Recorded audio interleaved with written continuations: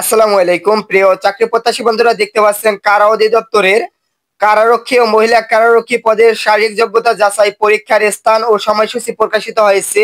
ভিডিওতে বিস্তারিত দেখিয়ে দেওয়া হবে কোন কোন জেলার পরীক্ষার তারিখ প্রকাশিত হয়েছে। এখানে দেখতে পাচ্ছেন ঢাকা বিভাগের নিম্নোক্ত জেলাসমূহ, অর্থাৎ এখানে ঢাকা বিভাগের যে সকল জেলার পরীক্ষা অনুষ্ঠিত হবে। দেখতে পাচ্ছেন এখানে পরীক্ষা অনুষ্ঠিত হবে ঢাকা জেলা, নারায়ণগঞ্জ জেলা, মুন্সিগঞ্জ জেলা, নরসিংদী জেলা, মানিকগঞ্জ জেলা, শরীয়তপুর জেলা, কিশোরগঞ্জ জেলা। এ সকল জেলার পরীক্ষা অনুষ্ঠিত হওয়ার তারিখ, স্থান ও সময় এখানে দেওয়া রয়েছে। ঢাকা কেন্দ্রীয় কারাগার, প্যারেড মাঠ, কেরানীগঞ্জ, ঢাকা, এখানে পরীক্ষা অনুষ্ঠিত হবে।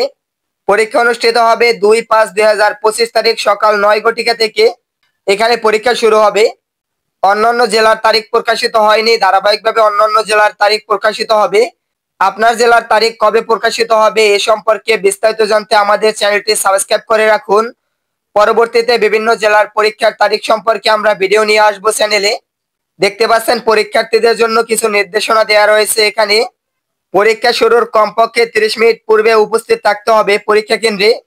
এডমিট কার্ডের প্রিন্টের 1 কপি পরীক্ষা বোর্ডের নিকট জমা দিতে হবে। রঙিন প্রিন্ট আপনাদের 1 কপি জমা দিতে হবে। জাতীয় পরিচয়পত্রের রঙিন কপি অথবা জাতীয় পরিচয়পত্র প্রাপ্তির অনলাইন আবেদন কপি সাথে রাখতে হবে। পুরুষ প্রার্থীদের পরীক্ষায় অংশগ্রহণের জন্য হাফ প্যান্ট ও গেঞ্জি সাথে আনতে হবে। মহিলা প্রার্থীদের শাড়ি ব্যতীত সুবিধাজনক পোশাক পরে আসতে হবে। পরীক্ষার্থী ব্যতীত সাথে অন্য কেউ পরীক্ষার মাঠে প্রবেশ করতে পারবে না। পরীক্ষায় অংশগ্রহণের জন্য কোনো প্রকার টিএ বা ডিএ প্রদান করা হবে না। মোবাইল ফোন, ইলেকট্রনিক ডিভাইস ও অন্যান্য মূল্যবান দ্রব্যাদি নিয়ে মাঠে প্রবেশ করা যাবে না। এরপরে দেখতে পাচ্ছেন রয়েছে কেবলমাত্র শারীরিক যোগ্যতা যাচাই পরীক্ষায় উত্তীর্ণ প্রার্থীরা লিখিত পরীক্ষায় অংশগ্রহণ করতে পারবেন এবং এই নিয়োগের ক্ষেত্রে নিয়োগকারী কর্তৃপক্ষ সিদ্ধান্ত চূড়ান্ত বলে গণ্য হবে।